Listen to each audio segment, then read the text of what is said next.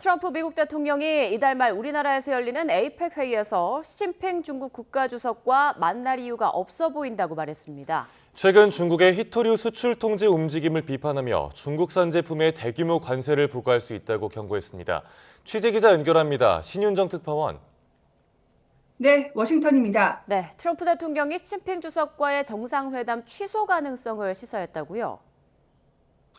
네, 트럼프 대통령은 워싱턴 인근에 있는 군 병원으로 건강검진을 받으러 가면서 소셜미디어에 장문의 글을 올렸습니다.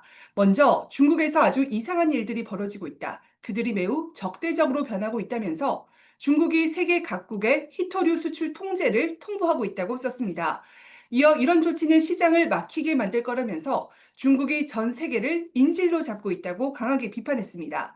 그러면서 2주 뒤 한국에서 열리는 에이펙 아시아태평양 경제협력체 회의에서 시진핑 중국 국가주석과 만날 예정이었지만 이제는 그럴 이유가 없어 보인다고 말했습니다. 트럼프 대통령은 추가적인 대규모 관세 부과 가능성도 경고했습니다.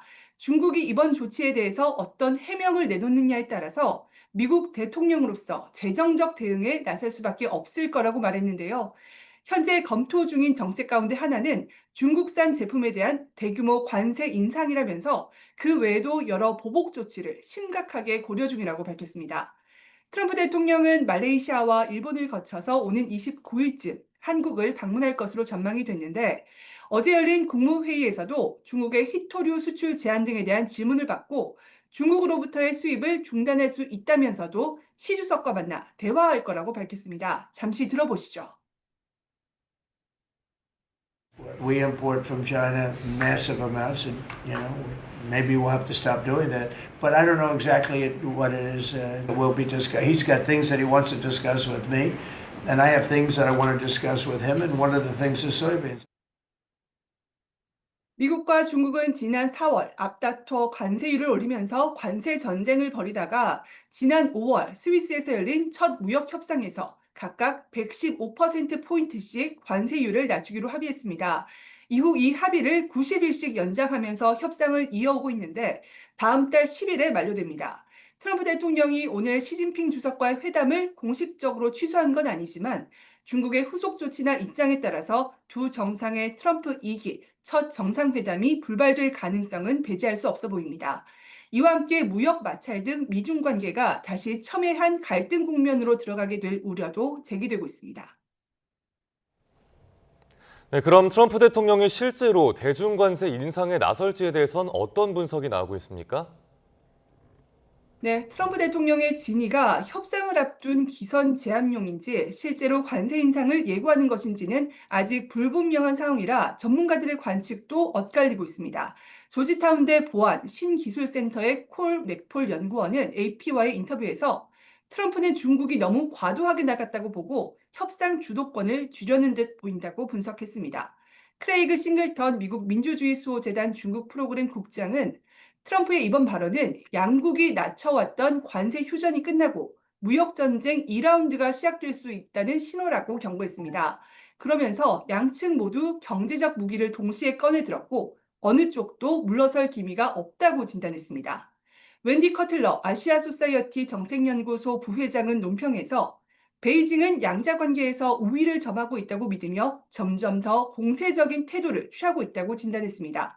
하지만 트럼프 대통령도 중국의 히토류 수출 제한 조치를 용인할 생각이 없음을 분명히 보여줬다면서 양측이 상황을 누그러뜨려서 정상회담을 성사시킬 의지가 있는지 여전히 불확실하다고 짚었습니다. 지금까지 워싱턴에서 YTN 신윤정입니다. 트럼프 대통령이 중국산 수입품의 관세를 대폭 올리겠다고 위협하자 원달러 환율이 야간 거래에서 오름폭을 빠르게 확대하며 한때 1,430원을 넘어섰습니다. 우리 시간으로 새벽 2시 원달러 환율은 서울 외환시장 주간거래 종가 대비 6원 오른 1,427원에 거래를 마쳤습니다. 트럼프 대통령이 경주 에이펙 정상회의를 앞둔 오는 29일의 방한에 최소 1박 2일 동안 한국에 머물 것으로 알려졌습니다. 한미 관세 후속 협상이 진통을 거듭하는 가운데 일각에선 당일치기 방문설까지 거론됐지만 이보다는 체류 시간이 길 걸로 예상됩니다. 강진원 기자의 보도입니다. 트럼프 미국 대통령이 경주 에이펙 정상회의를 계기로 한국을 찾는 시점은 사실상 확정된 분위기입니다. 26일부터 말레이시아와 일본을 잇따라 방문한 뒤 29일 오전 방한할 것으로 보입니다. 문제는 트럼프 대통령이 한국을 떠나는 시기인데 일각에선 같은 날 저녁 바로 출국할 거란 외교 소식통발 관측마저 나왔습니다. 3,500억 달러 규모 대미 투자 세부안을 놓고 한미 양측이 줄다리기를 벌이는 만큼 미국이 우리를 압박하고 있다는 해석이 뒤따랐습니다. As you know, in Japan it's 550 billion, South Korea is 350 billion now. That's up front. 하지만 당일치기 방한이 될 거란 일각의 우려와 달리 트럼프 대통령은 최소 1박 2일 동안 한국에 머물 것으로 예상됩니다. 정부 고위 관계자는 YTN에 트럼프 대통령이 우리나라에서 1박하는 일정은 미국 측과 거의 조율된 상황이라고 밝혔습니다. 미국 정상의 동선과 관련해 여러 이야기가 나오고 있지만 외교 관례상 확정되기 전까진 발표하지 못할 뿐이란 취지의 설명을 덧붙였습니다. 정부는 오는 31일 개막하는 경주 에이펙 정상회의 본 행사에도 트럼프 대통령이 참석할 수 있도록 미국과 협의를 이어갈 계획인 거로 전해졌습니다. 돌다리를 두드려 보는 자세로 철저하게 준비 또 대비해 주시기 바랍니다.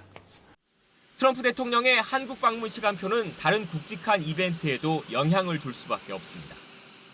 미국 측과 막판 조율이 계속되곤 있지만 트럼프 대통령이 일찌감치 2박 3일 일본 방문을 확정한 것과 우리 사정이 대비된다는 지적이 나온 것도 사실입니다. 그 배경 가운데 하나로 관세 협상이 꼽히는데 대통령실은 국익 훼손은 안 된다는 원칙 아래 경주 에이펙 전까지 최대한 이견을 좁혀보려는 기류입니다. YTN 강진원입니다. 북한이 노동당 창건 80주년이었던 어제 예상했던 대로 대규모 열병식을 열었습니다. 방북 중인 중국과 러시아 고위급 인사들이 지켜보는 가운데 새로운 전략 무기 등이 대거 등장한 걸로 보입니다. 김문경 기자입니다. 노동당 창건 80주년을 맞은 북한이 평양에서 대규모 열병식을 진행했습니다. 애초 자정을 전후에 개최될 것으로 예상했지만 비가 예보되면서 일정을 미룬 것으로 보입니다. 지난 2020년 이후 이어진 관례대로 이번에도 야간 열병식을 고수했습니다.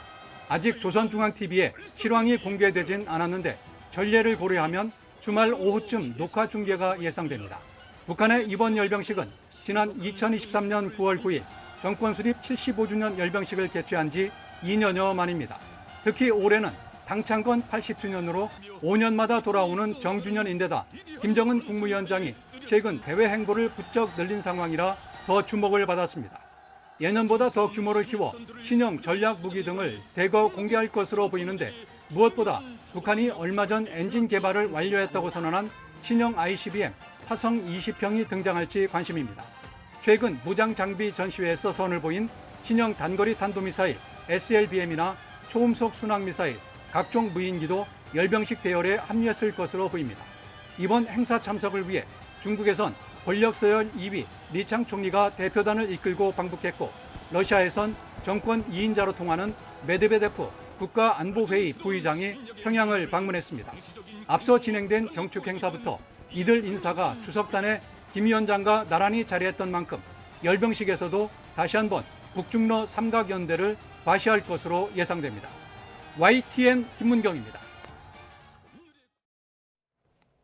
북한 노동당 창건 80주년 기념행사에 참석하기 위해 평양을 방문한 드미트리 메드베데프 러시아 국가안보회의 부의장이 김정은 국무위원장을 만났다고 밝혔습니다.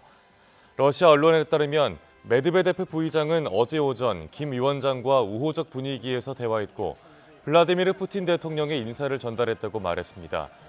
또 북한군의 열병식을 참관한 뒤엔 북한의 군대와 군사장비 분야의 성과가 아주 상당했다며 북한의 적들은 북한과의 관계를 압박하기 전에 3번 생각해야 할 것이라고 경고했습니다. 노동당 창건 80주년을 맞은 북한에는 중국과 러시아의 2인자가 모두 방문했는데요. 한 달 만에 북중러 회동을 재현하는 동시에 베트남과 라오스 등의 국가 정상까지 북한으로 불러들이면서 김정은 위원장이 보폭을 넓히고 있다는 평가입니다. 홍선기 기자가 보도합니다. 북한의 노동당 창건 80주년 경축대회에는 김정은 국무위원장과 함께 중국과 러시아의 서열 2위 인사들이 나란히 단상에 올랐습니다. 지난달 중국 전승절 행사에서 보여준 북중러 회동 모습을 한 달 만에 북한의 안방에서 재현한 겁니다. 게다가 이번에는 북한과 친분이 있는 여러 나라에서 직접 사절단을 보냈습니다. 오늘의 경축대회에는 우리 당에 대한 지지와 조선 인민에 대한 뜨거운 친선의 정을 안고 평양을 방문한 여러 나라 당 및 정부 수반들과 인사들, 국제민주단체 대표들도 참석하였습니다. 특히 베트남과 라오스에서는 국가 정상이 직접 북한을 방문하며 김 위원장의 외교에 힘을 실었습니다. 중국 전승절 행사에 전격 참석한 김 위원장이 외교에 자신감을 갖고 외연을 확대하는 모습을 보이고 있는 겁니다. 전문가들은 이 같은 모습이 대외적으로는 물론 북한 내부에도 큰 선전 효과를 가져올 것으로 보고 있습니다. 전승절 열병식에서 이 중국하고 러시아 1인자하고 나란히 섰고요. 네. 이제는 당 창건 80주년 기념 행사에 러시아와 중국의 2인자가 모두 참석을 했단 말이에요. 그럼 결과적으로는 선대도 이루지 못한 위협을 이룬 거예요. 예. 실제 북한 내부 매체들은 이 같은 외부 인사들의 북한 방문과 김 위원장의 면담 소식을 대대적으로 보도하기도 했습니다.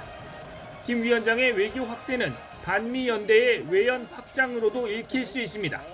전문가들은 그러나 김 위원장이 북미 대화 가능성을 열어둔 채 협상력을 높이기 위한 몸집 키우기를 하고 있다고 분석합니다.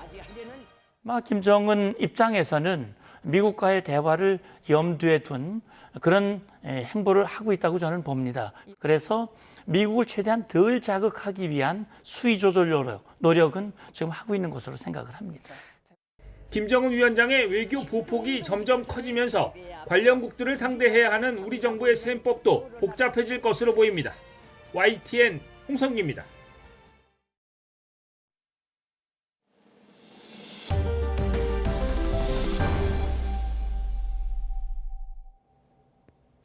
이재명 대통령이 화재 피해 복구가 진행 중인 국가정보자원관리원을 찾아 피해 상황을 보고받고 대응 계획을 점검했습니다. 연휴에도 복구에 나선 근무자들의 어려움을 듣고 또 격려도 전했는데요. 야권의 화재 대응 공세를 차단하려는 의도로도 풀이됩니다. 정인용 기자입니다. 이재명 대통령이 화재가 발생한 국가정보자원관리원을 찾았습니다. 불이 난 배터리들에 대한 냉각 작업이 진행 중인 침수조를 살펴보고 최초 발화 지점인 전산실도 둘러봅니다. 징검다리 연휴를 맞아 연차를 냈던 이 대통령이 화재 발생 2주 만에 처음으로 현장을 방문한 겁니다. 이번 화재 때문에 국민들께서 큰 불편과 불안을 겪고 있습니다. 국정의 최고 책임자로서 송구하다는 말씀을 먼저 드립니다. 이 대통령은 이 자리에서 화재 피해 현황과 향후 복구 계획을 보고받았습니다. 또 실무자들이 현장에서 느끼는 고충을 듣고 신체적, 정신적 위험에 노출되지 않도록 안전한 근무 환경을 마련하라고 지시했습니다. 이 대통령은 국가 전산 자원이 국방만큼 중요하다며 신속한 복구와 확고한 재발 방지책을 거듭 강조한 거로 전해졌습니다. 정부가 전체 장애 시스템의 규모를 뒤늦게 정정하는 등 대처가 미흡했다는 지적이 계속되고 있는 만큼 국민 불안감을 해소하기 위해 이 대통령이 직접 현장을 챙긴 걸로 보입니다. 특히 이 대통령이 화재 복구 기간 예능 프로그램에 출연한 것과 관련해 야권의 비판이 이어지고 있는 점을 고려해 이를 불식시키려는 의도란 해석도 나왔는데 대통령실은 선을 그었습니다. 대통령실 관계자는 YTN에 행정부 수반으로서 명절 기간에도 고생한 근무자들을 격려하는 차원의 방문이라며 야당 비판과 무관하다고 일축했습니다. 이 대통령은 국정자원 화재 현장 방문을 마친 뒤 다시 휴가에 들어갔는데 관세 협상과 개혁 과제 등 국정 방향을 다듬는 데 몰두할 걸로 보입니다. YTN 정인용입니다. 이재명 대통령의 현장 방문에 국민의힘은 뒷북 방문이라고 평가절하하면서 화재 원인을 규명하기 위한 국정조사를 요구했습니다.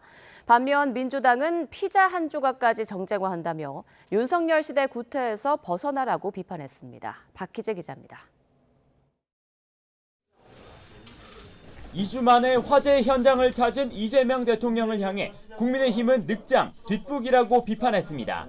불이 난 직후 예능 냉장고를 부탁해에 출연해 보여주기식 정치를 하느라 정작 재난 현장을 외면했다면서 민생을 생각하는 정부가 맞느냐고 반문했습니다. 국민의 민생을 챙기는 정부인지 아니면 이미지 정치에만 몰두하는 그런 정치인지를 화재 사태로 여실히 보셨다고 생각을 합니다. 화재 한 번에 국가 전산망이 통째로 마비되고 주먹구구식 행정 때문에 중단된 시스템 규모조차 틀렸다며 이를 국정조사로 규명하자고도 제안했습니다.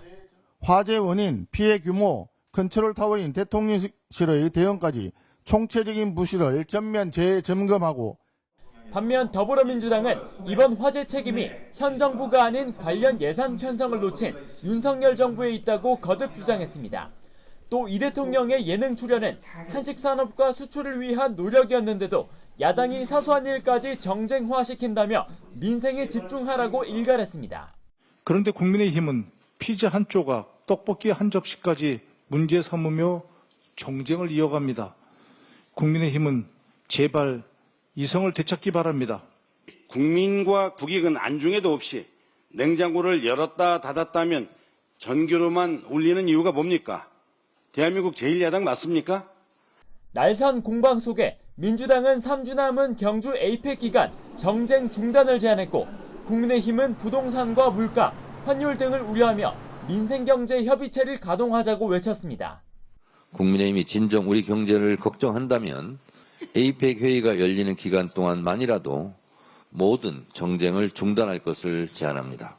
독선과 독재를 접고 노선 수정을 하여 민생경제협의체가 가동될 수 있는 여건을 여야는 응급실 뺑뺑이 방지법 등 민생법안 60여 건을 두고 국정감사 기간에 본회의를 여는 방안도 물밑에서 조율 중입니다. YTN 박희재입니다.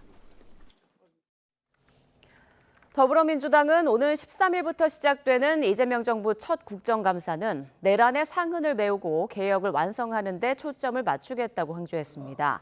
정청래 대표는 어제 최고위원회의에서 이같이 말하며 추석 연휴 전 약속한 사법개혁과 가짜 조작 정보 근절 대책도 차질 없이 준비해 발표하겠다고 했습니다. 국민의힘은 다음 주 국정감사를 앞두고 종합상황실을 본격적으로 가동하며 소속 의원 107명 모두가 민생 싸움꾼이 되겠다고 각오를 밝혔습니다. 장동혁 대표는 어제 상황실 현판 제막식에 참석해 이재명 정부가 잘하는 게 딱 하나 있는데 바로 민생을 살피지 않는 거라며 이번 국감에서 유능한 야당의 모습을 보여주겠다고 대여 투쟁을 예고했습니다. 현판에는 이재명 정부와 더불어민주당이 파괴한 민주주의와 생활을 살리는 길을 찾겠다는 뜻의 민생로라는 문구가 적혔습니다. 이재명 정부 첫 국정감사를 앞두고 올해도 막말과 욕설, 파행 사태가 재현될 거라는 우려가 적지 않습니다. 해마다 반복되는 국감 무용론을 불식시키고 국정 전반의 감시와 대안 마련이라는 취지를 살리기 위한 근본적 대책이 시급하다는 지적도 나옵니다. 박광열 기자입니다. 박정희 유신헌법에서 폐지됐던 국회 국정감사 제도는 1987년 헌법 개정으로 부활했습니다. 여야를 떠나 고개를 끄덕이게 하고 민심에 가려운 부분을 긁어주는 날카로운 정책 질의에 국감 스타도 등장했습니다. 교비를 가지고 유치원 원장 핸드백을 사고 노래방, 숙박업소에 사용하고 심지어는 성인용품에서 용품을 샀습니다. 하지만 언제부턴가 고성과 막말, 몸싸움 직전까지 가는 볼썽사나운 모습이 그 자리를 채웠습니다. 어쩌는 당신이야 이 사람이! 이 사람이 지금 의자 대고 이러는 게 정신이 있는 게 없는 거야 이 사람이! 이 사람이 정말 척을 나가지. 자극적 표현도 논란이 됐습니다. 이른바 김건희 간담회에서 연주한 국악인에게 정당한 절차와 보상이 없었다는 점을 부각하려다 나온 기생집 발언이 대표적입니다. 이분들이 기생인가요? 자기 기생집으로 만들어 놓은 거잖아요. 대통령 부인 왔다고 공연 상납하고. 서로에 대한 존중도 최소한의 품격도 사라지면서 피감기관 측 발언도 세졌습니다. 비속어는 물론 욕설까지 서슴지 않았습니다. 군복 입었다고 할 얘기 못하고 가만히 있는 건 이라고 생각합니다. 여기 녹음이 다 돼서 SSI까지 들었다고 했는데 그 뒤에 BAL까지 다 나왔어요. 알맹이 없는 망신주기 질의와 호통 갑질, 불러놓고 묻지 않는 병풍 출석도 씁쓸하지만 익숙한 풍경입니다. 이 같은 악순환, 여야 모두 강성 지지층을 바라볼 수밖에 없는 정치 지형이 주요 원인으로 꼽힙니다. 유튜브나 SNS 속 짧은 동영상의 효과가 주목받으며 단시간에 우리 편에 통쾌함을 주는 발언이 국감장을 점령했습니다. 실종된 여야 협치는 기름을 부었습니다. 민주당은 국정감사 주요 목표로 내란 청산을, 국민의힘은 정부 무능과 독선을 점검하겠다고 벼르며 대치를 예고했습니다. 내란 책임과 실체 규명 없이 대한민국의 정상화는 불가능하다는 것이 저희 확고한 신념입니다. 국민의 삶을 파괴하는 이재명 정권의 무능한 국정 운영에 대해서 처절하게 맞서 싸우겠습니다. 일회성 질의에 그치지 않도록 피드백 의무화나 상시국감 체제로의 전환 등 대안이 거론되지만 성과로는 이어지지 않는 모습입니다. 전국 주도권 다툼의 장으로 변질된 국감장에서 묵묵히 공들인 정책 질의가 주목받도록 현실을 개선해야 한다는 목소리도 작지 않습니다. YTN 박광렬입니다.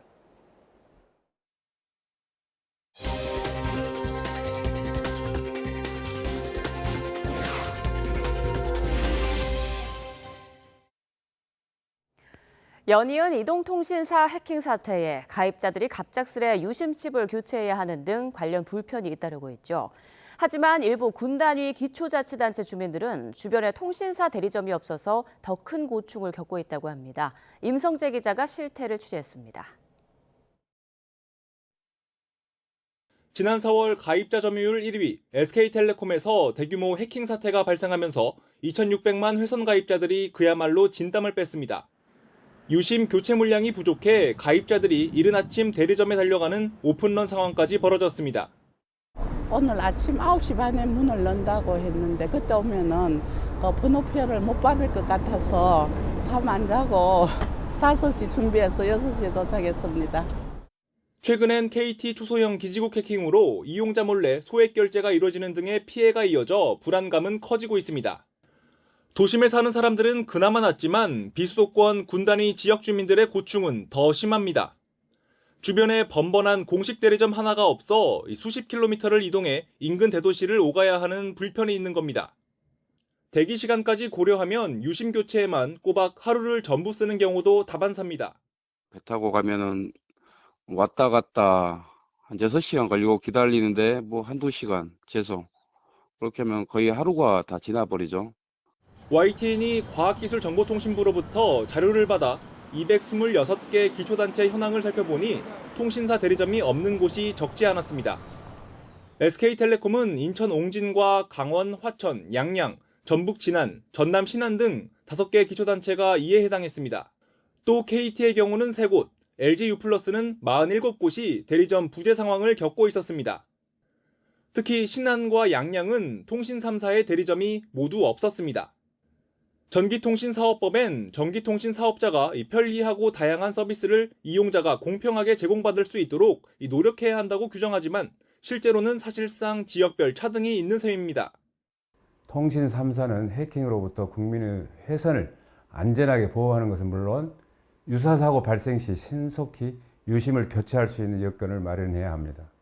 물론 모든 기초자치단체마다 대리점을 설치하도록 강제할 수는 없는데 이 대규모 피해가 빈번하게 발생하는 만큼 이 출장 서비스 등 통신사들의 자구 노력이 필요하다는 지적도 나옵니다. YTN 임성재입니다. 김건희 씨에게 금품을 건네고 권성동 의원에게 억대 불법 정치자금을 전달한 혐의를 받는 통일교 한학자 총재가 구속 상태에서 재판에 넘겨졌습니다.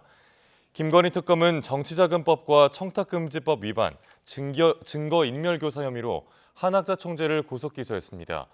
한 총재는 지난 2022년 7월 2차례에 걸쳐 김건희 씨에게 명품 가방 등 금품을 전달하고 권성동 의원에게는 1억 원을 건넨 혐의를 받습니다. 특검 수사 결과 한 총재는 지난 2022년 3월쯤 정원주 전 비서실장과 윤영호 전 본부장과 공모해 통일교 자금 1억 4,400만 원을 국민의힘 의원들에게 이른바 쪼개기 후원한 걸로 파악됐습니다.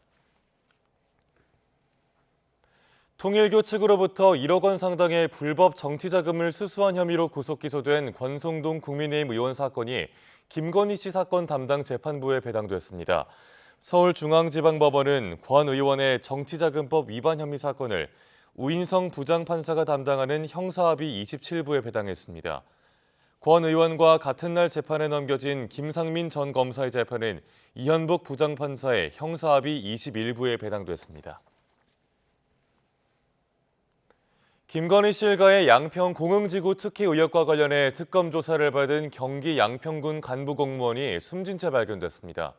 숨진 공무원은 자필 메모에서 강압 수사를 주장했는데 특검은 강압적 분위기가 아니었고 회유할 필요도 없었다고 해명했습니다. 권준수 기자가 보도합니다. 경기도 양평군청에서 일하는 50대 면장 A씨가 자택에서 숨진 채 발견됐습니다.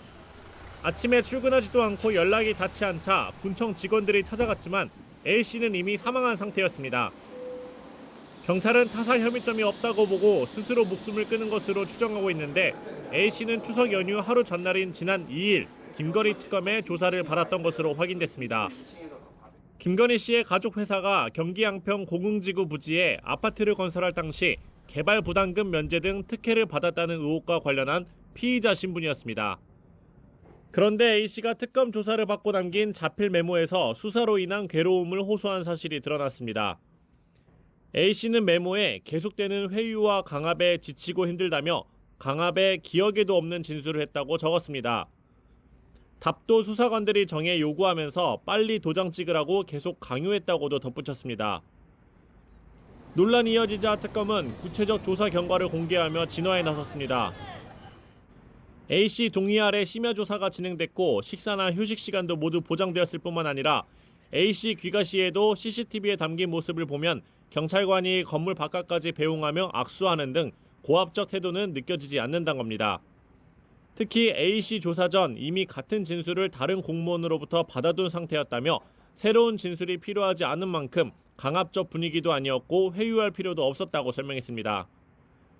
경찰이 A씨 사망과 메모 작성 경위 등을 수사하는 가운데 당분간 진실 공방이 이어질 전망입니다. YTN 권준수입니다.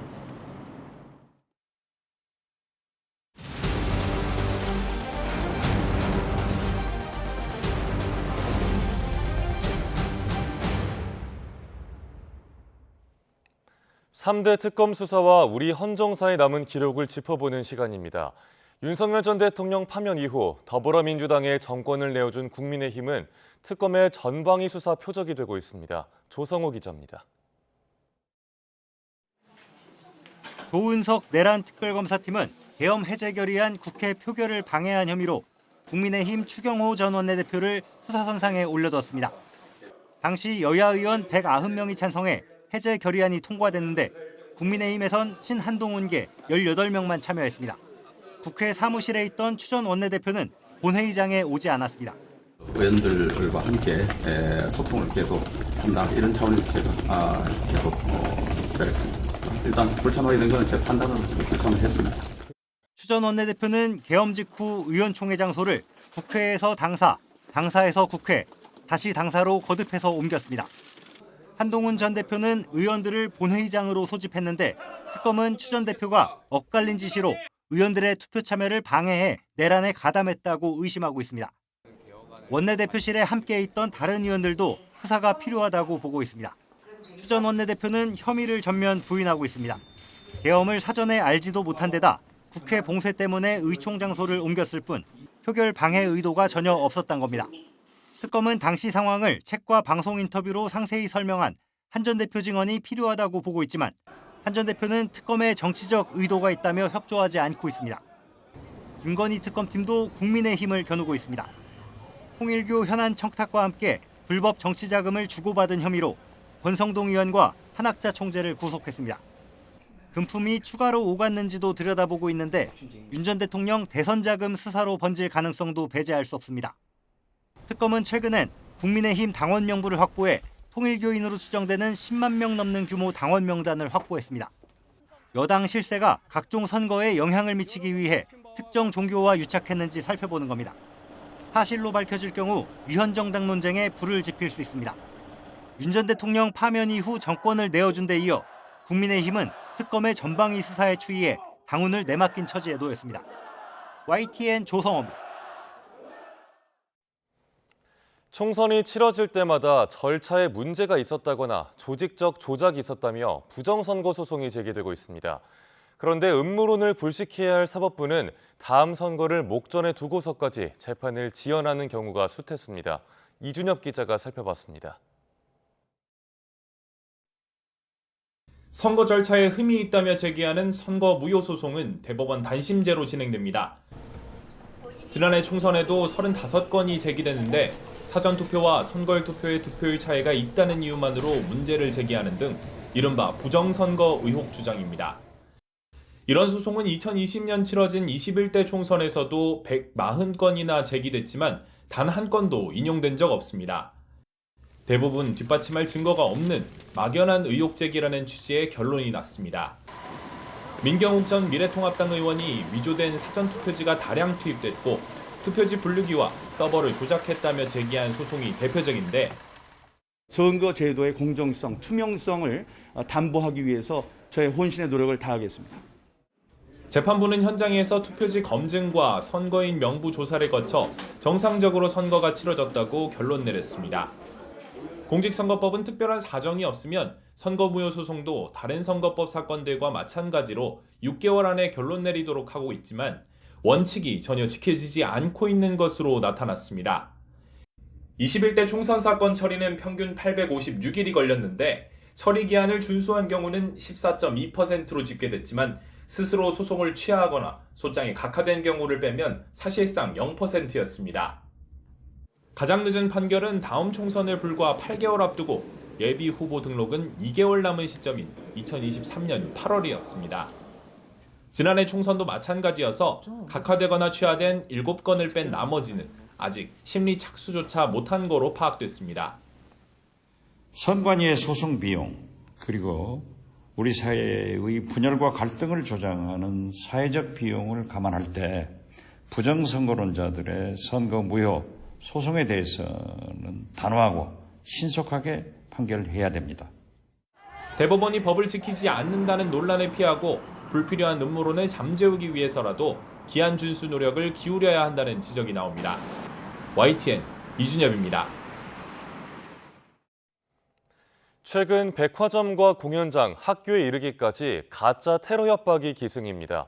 불안감 조성은 물론 공권력 낭비와 영업 중단까지 사회적 손실이 극심해지자 경찰이 손해배상 청구 카드까지 꺼내들었습니다. 부장원 기자가 짚어봤습니다. 지난 8월 5일 서울명동 신세계백화점 본점에 폭발물을 설치했다는 온라인 글이 올라왔습니다. 한순간에 직원과 이용객 4천여 명이 대피하고 경찰 특공대와 탐지견까지 투입됐지만 밖으로 좀 대피하셔야 될 것 같다고 말씀을 주셨고요. 그 폭발물이 설치되어 있다라는. 그런데 폭발물은 발견되지 않았고 중학생의 장난으로 드러났습니다. 이후에는 비슷한 협박 신고가 빗발치기 시작했습니다. 수영장과 게임회사, 구치소, 패스트푸드점, 인파가 몰리는 놀이공원과 콘서트장, 광복절 서울도심과 심지어 학교까지 하루 걸러 한 번꼴로 허위 협박이 잇따랐습니다. 수사당국이 엄벌을 경고하고 나섰지만 아랑곳 없이 2달째 폭파 협박 사건이 반복되고 있습니다.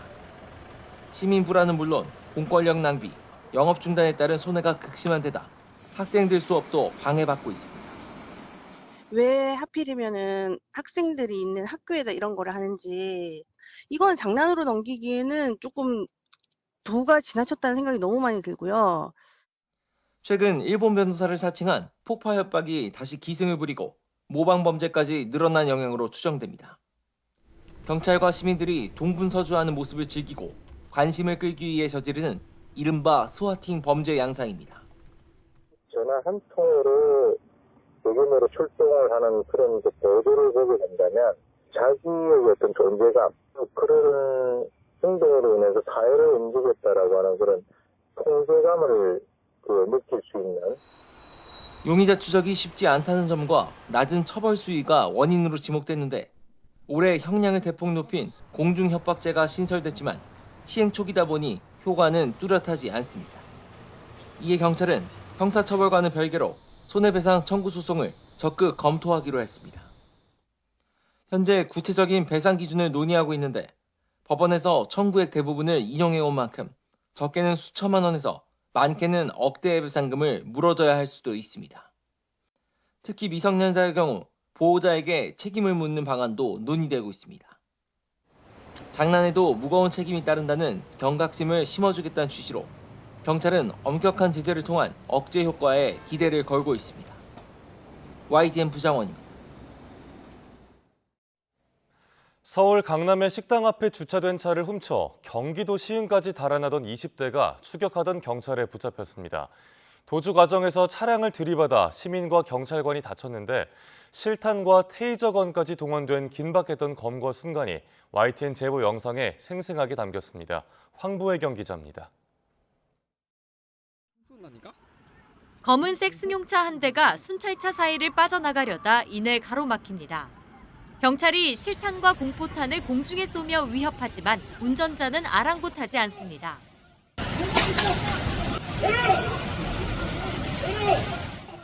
경찰이 테이저건까지 발사하며 제압에 나서자 마침내 차문이 열리고 모습을 드러낸 운전자가 도로 반대편으로 황급히 달아납니다. 어제 오후 4시 15분쯤 서울 논현동 식당 앞에 주차된 테슬라 차량을 훔친 20대 남성 A씨가 40여 킬로미터를 달리다 경기 시흥에서 추격하던 경찰에 붙잡혔습니다.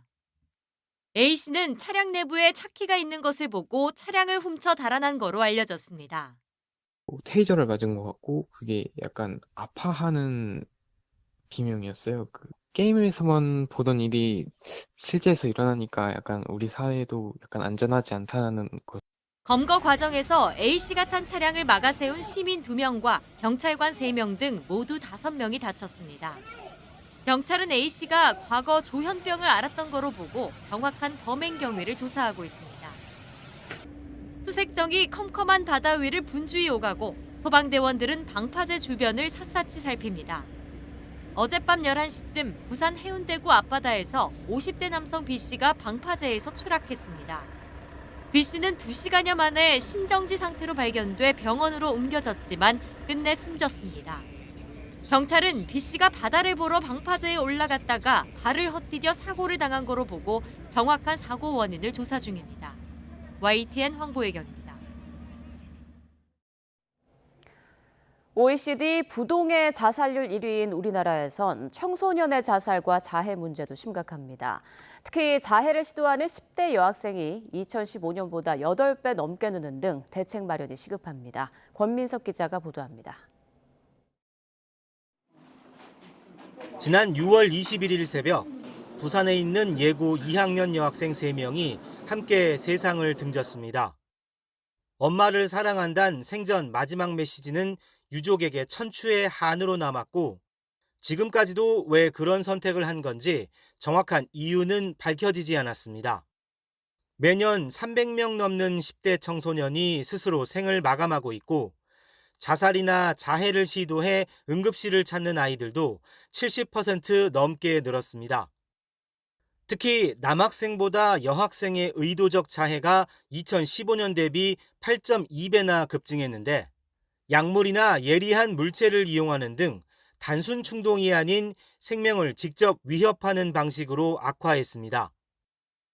학업 스트레스나 학교 폭력, SNS를 통한 자해 공유 등 동기는 셀 수 없이 많지만 위기의 청소년을 시면에서 끌어올릴 획기적인 대책은 여전히 보이지 않습니다.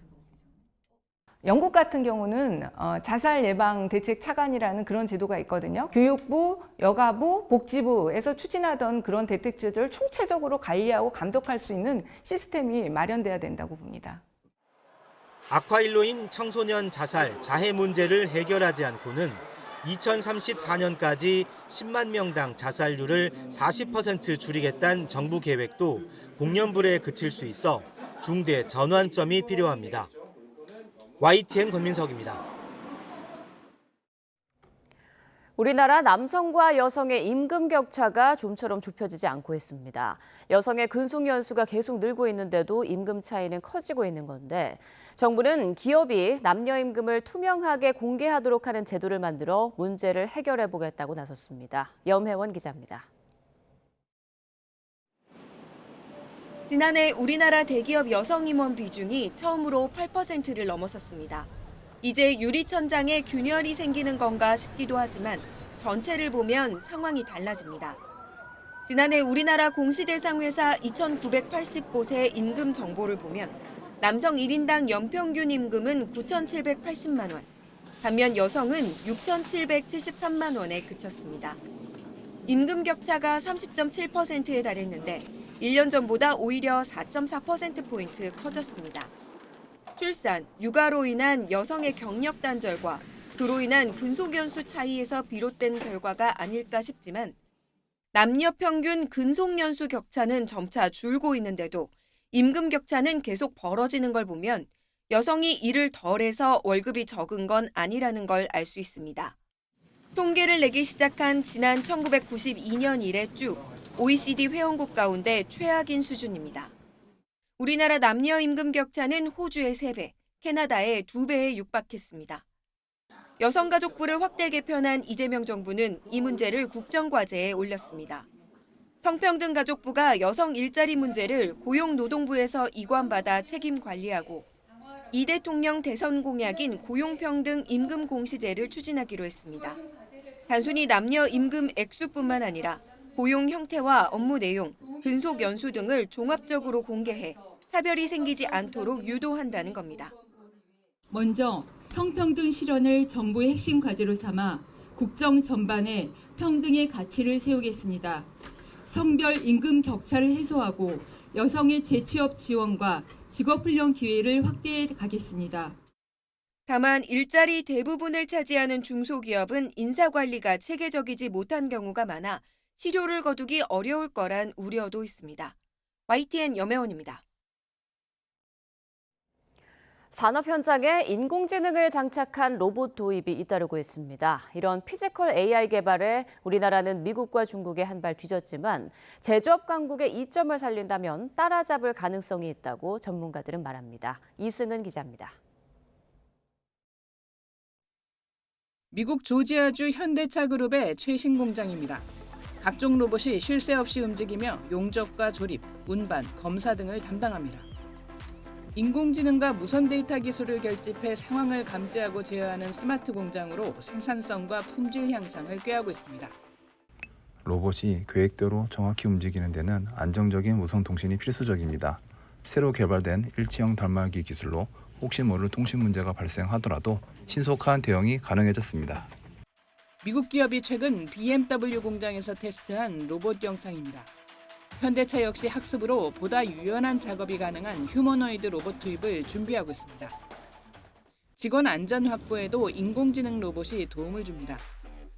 포스코는 제철소에 사족 보행 로봇을 투입해 설비를 점검합니다. 1200도씨 고온을 고로 안으로 불어넣어야 하는데 투입구 온도 측정 작업도 로봇이 하면서 위험을 덜게 됐습니다. 인공지능 로봇의 쓰임새가 늘어나면서 산업이 필요로 하는 인재도 바뀌고 있습니다. 쿠팡 물류센터입니다. 로봇이 창고 가득 설치된 선반 사이를 누비며 쉴 새 없이 물건을 찾고 나릅니다. 쿠팡은 로봇과 설비를 유지 보수하는 엔지니어 직군이 지난달 기준 750명으로 지난해 1월보다 2배 이상 늘어났다고 밝혔습니다. 심지어 AI가 도입된 공정에서는 처음 출근하시는 근로자께서도 일하시는데 전혀 어려움이 없기 때문에 근로자 수요 측면에서 상당한 변화가 있을 것으로 생각하고 있습니다.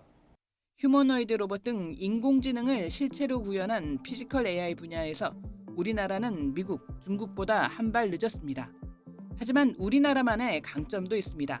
특히 반도체와 배터리, 선박 등 모든 분야에서 제조업이 골고루 발전한 나라는 드뭅니다. 장인의 노하우는 피지컬 AI 개발의 큰 자산이고 공장들은 실험과 발전의 터전입니다. 기술적 차이로는 1에서 2년 정도라고 생각하고 있고요. 피지컬 AI 모델은 데이터를 기반으로 하게 됩니다. 저희가 그 제조 강국, 그다음에 여러 산업 섹터를 가지고 있는 곳에서 우수한, 그다음에 고품질의 그런 리얼 데이터를 이제 확보하게 된다면 이런 피지컬 AI 강국으로 나갈 수 있는 어떤 초석이 될 거라고 생각합니다. 업계는 자본과 인재, 정책의 총직결로 기술 격차를 따라잡아야 인구 절벽의 파장을 막을 수 있다고 강조합니다. YTN 이승은입니다. 극심한 가뭄과 갈수록 높아지는 기온, 또 태풍급 강풍까지 모두 기후변화로 인한 재난인데 이런 현상은 대형 산불이라는 또 다른 재난을 불러올 수 있어 대책 마련이 중요합니다. 대형 산불이 반복되는 미국에선 전력회사가 위험을 예측해 필요하면 전기를 미리 끊어버리는 제도가 있는데요. 우리와는 어떻게 다른지 장하영 기자가 보도합니다.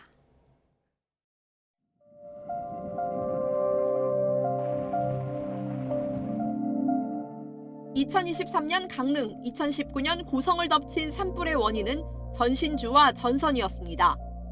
특히 고성 산불은 피해액이 2,500억여 원, 이재민이 1,200명에 달했는데 불이 난 지 5년이 지나서야 한국전력공사의 배상 책임이 인정됐습니다. 최종 배상액은 87억 원, 정부가 이재민에게 지원한 재난지원금도 한전이 물어낼 필요가 없다는 결론이 났습니다. 고온 건조한 산지에서 태풍급 강풍으로 불길이 걷잡을 수 없이 번지는 바람 지배형 산불은 미국 캘리포니아의 대형 산불과 판박입니다. 실제로 캘리포니아 대형 산불 상위 10건 가운데 최소 5건이 전력 설비로 인한 겁니다.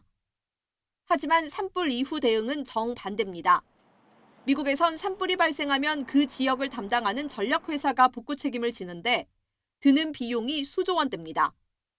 2007년 샌디에이고에서 발생한 위치 산불로 24억 달러, 우리 돈 3조 원의 배상 책임을 지게 된 전력회사가 처음으로 공공안전 전력 차단 제도를 도입했습니다. Litigation and the compensation that they had to pay was instrumental in motivating the power utilities company to start thinking more creatively. 올해 1월 LA 산불에서도 유가족은 가장 먼저 전력회사의 전력을 차단하지 않은 책임을 물을 정도로 사전 전력 차단은 상식이 됐습니다. The actions and inactions of Southern California Consolidated Edison Energy Company, who knew on January 3rd the warning should have been put out. 우리나라 유일의 전력회사인 한전은 전기가 끊어졌을 때의 불편에 대한 사회적 합의가 먼저 필요하다는 입장입니다. 대형 산불 대응 우선순위 3가지로 예방, 감지와 함께 신속한 복구를 꼽을 정도로 전력 공급을 우선하고 있습니다. 법무부에서 저희한테 전화가 왔습니다. 언제 전기가 복구됩니까? 그래서 알고 보니까 전자 발찌 약 9만 2천 호 정도가 전동이 났고 저희 설비 피해는 약 70억 원, 근데 복구하는 데는 약 170억 원이 투입이 됐습니다. 올해 경북 산불에 책정된 피해 복구액은 집이 모두 타버렸을 경우 최소 1억 원으로 집 한 채 짓기도 턱없이 부족한 수준입니다. 전문가들은 지역사회의 완전한 복구와 관계 회복까지 고려한 산불 대응책 마련이 필요하다고 지적합니다. YTN 장하영입니다. 어제 비로 취소돼 오늘 오후 2시에 열리는 SSG와 삼성의 프로야구 준플레이오프 2차전에서 SSG 김건우와 삼성 가라비토가 선발 맞대결을 펼칩니다. 김건우는 시즌 막판 선발 등판에서 강렬한 인상을 남겼고 에이스 앤더슨의 장염으로 포스트 시즌 선발 기회를 잡게 됐습니다. 삼성의 가라비토는 이번 시즌 15경기에서 4승 4패, 평균 자책점 2.64를 기록했습니다.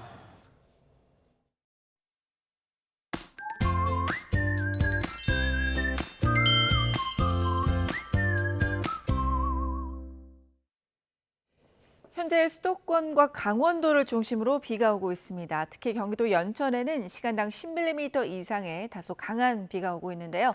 오늘 경기 북부는 최고 40mm, 서울 등 그 밖의 지방으로는 5에서 30mm의 비가 예상됩니다.